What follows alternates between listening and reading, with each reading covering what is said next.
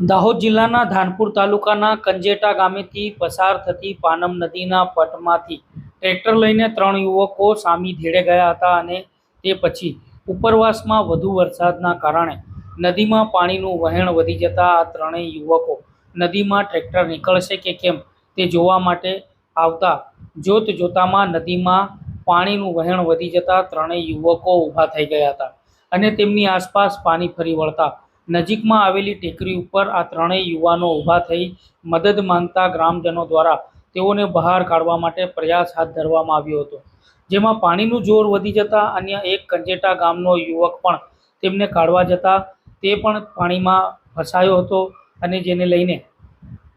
આસપાસના ગ્રામજનો દોડી આવ્યા હતા અને બનાવની જાણ ફોરેસ્ટ તેમજ સ્થાનિક પોલીસ સહિત મામલતદારને થતાં તેઓએ પણ ઘટના સ્થળે દોડી ગયા હતા। દેવગઢ બારિયા ફાયર વિભાગને જાણ કરતા ફાયર વિભાગ પણ ઘટના સ્થળે પહોંચી જઈ ત્રણેય યુવકોને બહાર કાઢવા માટે દોરડાની મદદથી રેસ્ક્યુ હાથ ધરવામાં આવ્યું હતું, જેમાં પીએસઆઈ, આરએફઓ તેમજ સ્ટાફ સહિત ગ્રામજનો અને ફાયરના માણસો સાથે રેસ્ક્યુ કરી નદીના વહેણમાં ઉતરી દોરડાની મદદથી ત્રણેય યુવકોને સહી સલામત બહાર કાઢી પોલીસ મથકે લઈ જવામાં આવ્યા હતા, જેમાં એક યુવક પીપેરો અને અન્ય 2 યુવકો જીસાવાડાના હોવાનું બહાર આવ્યું હતું। ત્યારે આ યુવકોને પૂછતા તેઓ ઈંટો ભરવા ગયા હોવાનું હાલ તો રટણ કરતા જોવા મળ્યા હતા। ત્યારે આ સ્થાનિક લોકો નદીમાં રેતી ભરવા ગયા હોવાનું પણ સ્થાનિક લોકો દ્વારા ચર્ચાઈ રહ્યું છે।